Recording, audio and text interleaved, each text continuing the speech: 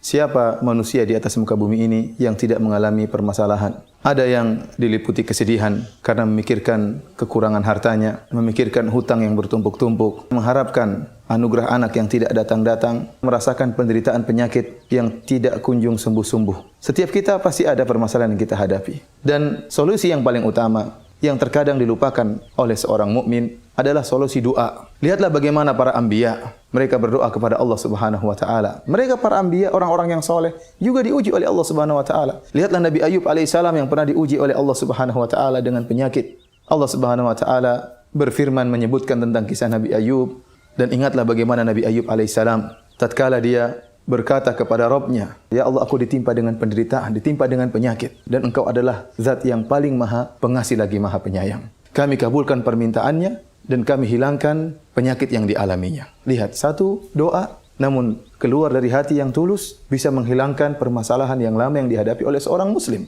Demikian juga Allah sebutkan tentang Nabi Yunus alaihissalam.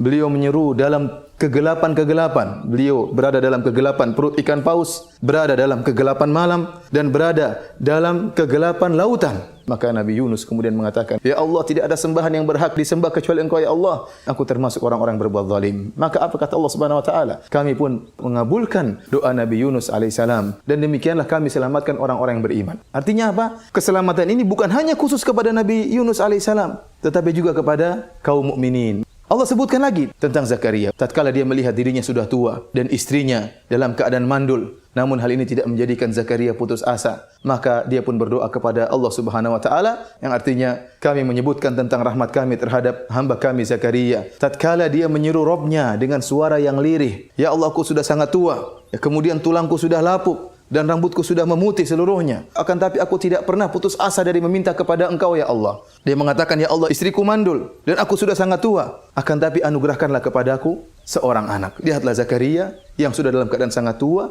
istrinya mandul, ternyata Allah kabulkan permintaan Zakaria alaihissalam. Dari sini kita yakin bahwasanya terkadang doa melakukan berbagai macam keajaiban. Tinggal doa tersebut harus kita keluarkan dari hati yang tulus, dengan penuh adab tatkala berdoa kepada Allah Subhanahu wa taala, dengan pengharapan kepada Allah Subhanahu wa taala, dengan yakin bahwasanya Allah Maha mengabulkan segala doa. Oleh karenanya Nabi sallallahu alaihi wasallam mengatakan, "Berdoalah kalian kepada Allah dalam keadaan yakin bahwasanya Allah akan mengabulkan doa kalian." Dan ketahuilah bahwasanya barang siapa yang bangun tengah malam, kemudian dibuka dengan solat malam, kemudian berdoa kepada Allah Subhanahu wa taala dengan hati yang tulus, dengan penuh pengharapan, dengan husnudzon kepada Allah Subhanahu wa taala, maka sulit untuk tidak dikabulkan oleh Allah Subhanahu wa taala. Imam Syafi'i rahimahullah berkata, "Janganlah engkau mengejek doa dan jangan kau meremehkan doa. Kau tidak tahu apa yang bisa dilakukan doa. Doa itu ibarat panah-panah yang dilepaskan di tengah malam. Tidak akan meleset, pasti suatu saat akan mengena. Tetapi waktu untuk mengena itu butuh waktu. Oleh karenanya seorang tatkala berdoa di malam hari, yakinlah pasti suatu saat akan dikabulkan oleh Allah Subhanahu wa taala. Cepat atau lambat, Allah yang lebih mengetahui apa yang terbaik bagi hamba-hambanya."